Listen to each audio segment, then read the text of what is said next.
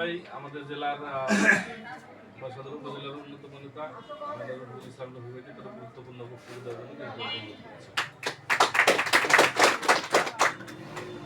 আসসালামু আলাইকুম। বাংলাদেশ জাতীয়তাবাদী নাগরিক প্রজন্ম দলের 7ম প্রতিষ্ঠা বার্ষিকী উপলক্ষে আয়োজিত আজকে সবার সম্মানিত সভাপতি উপস্থিত জেলা আহ্বায়ক ভাই এবং আমার সম্মুখে সমস্ত জাতীয়তাবাদী নাগরিক প্রজন্ম দলের সবাই ভালো আছেন। বিষয়টা হলো যে বাংলাদেশ জাতীয়তাবাদী দল বিএনপির গুরুত্বপূর্ণ অঙ্গ সংগঠন জাতীয়তাবাদী নাগরিক প্রজন্ম দল বাংলাদেশের প্রত্যন্ত অঞ্চল থেকেই 64 জেলা থেকেই এটা নতুন উদ্যমে কাজ শুরু করছে এবং দল অত্যন্ত দ্রুত গতিতে আগায় যাচ্ছে।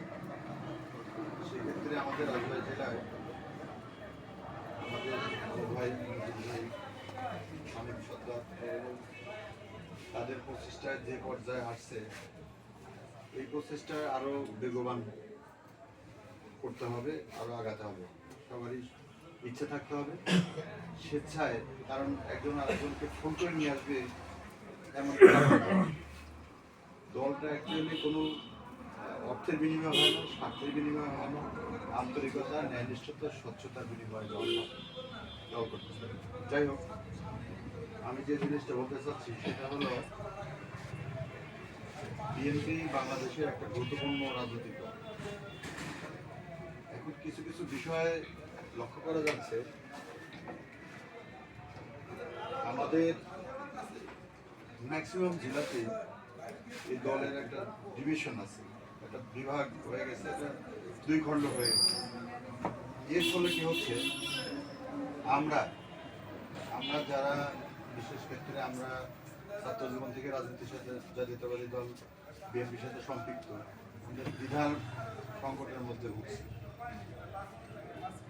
এখানে যে বিষয়টা হলো যে আমি যেটুকু জানলাম, বাংলাদেশ জাতীয়তাবাদী নাগরিক প্রজন্ম দলের মিটিং বা দলীয় যে সম্মেলন বা বড় কোনো প্রোগ্রাম স্বল্প পরিসরে এই জায়গায় সম্ভব হচ্ছে।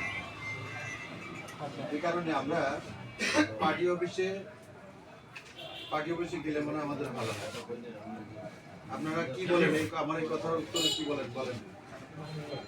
পার্টি অফিসে যদি আমরা কোনো হরডম ইউজ করি, আমরা দলীয় মিটিং করি, তাতে আপত্তি আছে? কারো আপত্তি আছে নাকি? আপত্তি নাই। আমরা যদি আমাদের এই জায়গা বিএনপির ভিতরে যে 2 গ্রুপ আছে, এই 2 গ্রুপের লোক আমাদের সাথে না থাকলে তো আমাদের সমস্যা, আমরা করবো আমাদের মতো। বিষয়টা হলো যে বাংলাদেশ রাজবাড়ী